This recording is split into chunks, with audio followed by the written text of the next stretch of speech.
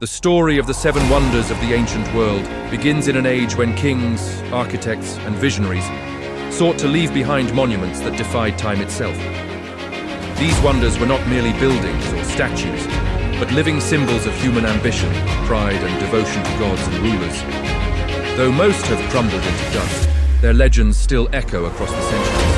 They were called wonders, not just for their size or beauty, but because they inspired awe, disbelief, and reverence in those fortunate enough to see them. They embodied both glory and ruin, the rise of civilizations, and the inevitability of decay. The first, and perhaps the most enduring of these wonders, was the Great Pyramid of Giza. Standing on the hot Egyptian plateau, the pyramid was built as a tomb for Pharaoh Khufu around 2500 BCE. Its construction demanded unimaginable labor, organization, and mastery of stone. Each block, weighing tons, was placed with a precision that defied the tools of the age. For thousands of years, it stood as the tallest structure ever built by human hands, its golden capstone once gleaming in the desert sun. Unlike the other wonders, the Great Pyramid survives to this day, a sentinel of ancient ambition and mystery. Scholars still debate how the Egyptians achieved such monumental perfection. And though the pharaoh's mortal body is long gone, the pyramid remains as a symbol of eternity.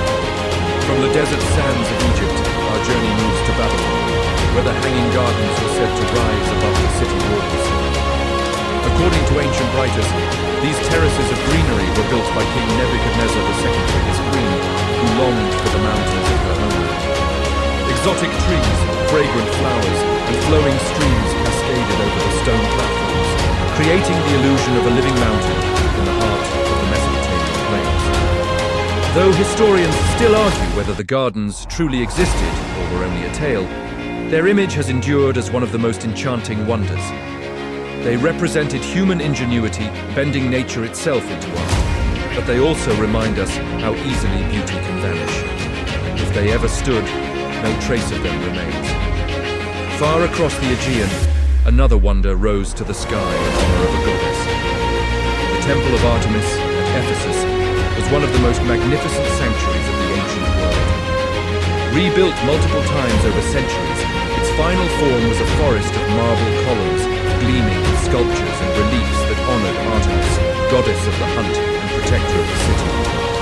Pilgrims traveled from distant lands to marvel at its size and elegance, a temple that seemed more palace than shrine. Yet this wonder also carried the stain of destruction. In 356 BCE, a man named Herostratus set fire to the temple, seeking eternal fame for infamy. Though it was rebuilt, the temple would eventually be destroyed once again, leaving only fragments of column bases and scattered stones. Its ruin was not the work of time alone, but of humanity's vanity and violence. On the island of Greece's Rhodes stood another wonder, one not of sanctuary, but of defiance. After successfully resisting a siege by an invading army, the people of Rhodes erected the Colossus of Rhodes, a bronze statue of the sun god Helios. Rising over 100 feet tall, it was one of the tallest statues ever created in the ancient world. Some accounts claim it straddled the harbor entrance, though more likely it stood to one side, towering over ships as they entered the city.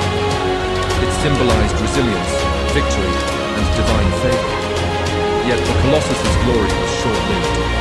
Barely 50 years after its completion, an earthquake shook Rhodes and toppled the giant. For centuries, the broken fragments lay scattered, and even in ruin they inspired awe. Travelers wrote that few men could clasp the fallen thumb in their arms. The Colossus, born from triumph, became a reminder of how swiftly fortune can turn. Another masterpiece of human devotion was the statue of Zeus at Olympia. Crafted by the sculptor Phidias, the giant seated figure of the king of gods filled the temple dedicated to him. Made of ivory and gold-plated panels, Zeus sat upon a grand throne adorned with precious stones and intricate carvings. His presence was said to be so overwhelming that visitors felt as though they were standing before the god himself, rather than an image.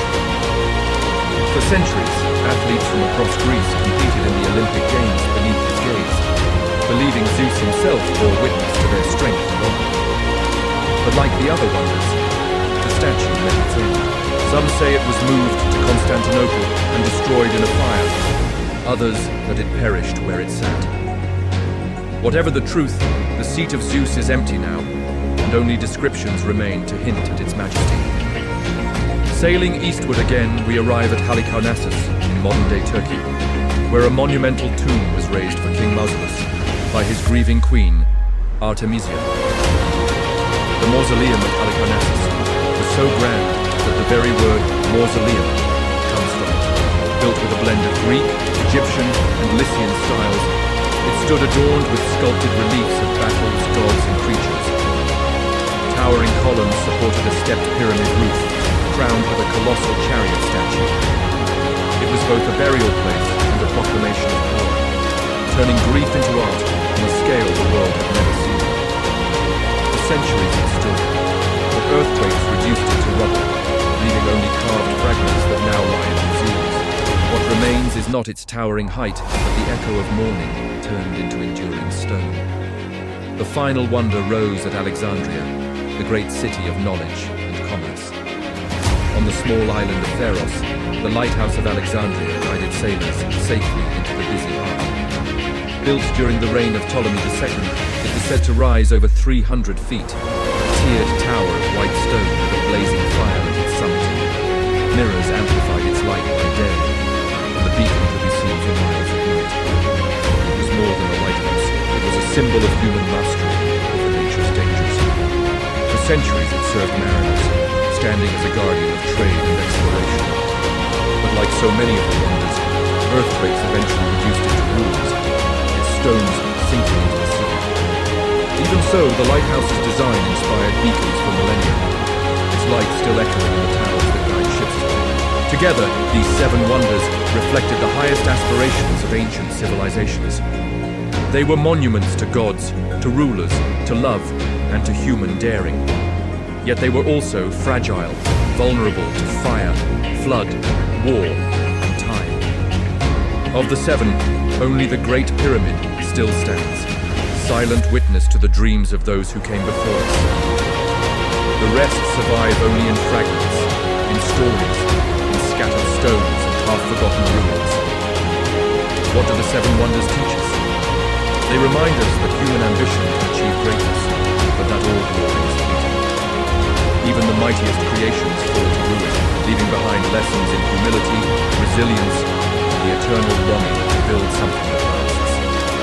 From the lush terraces of Babylon to the ivory throne of Zeus, from the colossal bronze of Rhodes to the eternal pyramid of Giza, these wonders spoke of civilizations that sought to touch eternity. And though time claimed them, their memory endures as a testament to the imagination, devotion, and pride of humanity. The seven wonders of the ancient world remain as much myth as history, a blend of fact and legend carried across centuries by travelers, poets, and dreamers. They continue to inspire architects, artists, and storytellers who look upon the ruins and dream of what once was. Their glory has faded, but their shadows linger, reminding us that humanity has always sought to build not just for the present, but for the ages. Glory and ruin are two sides of the same stone, and the wonders embody both.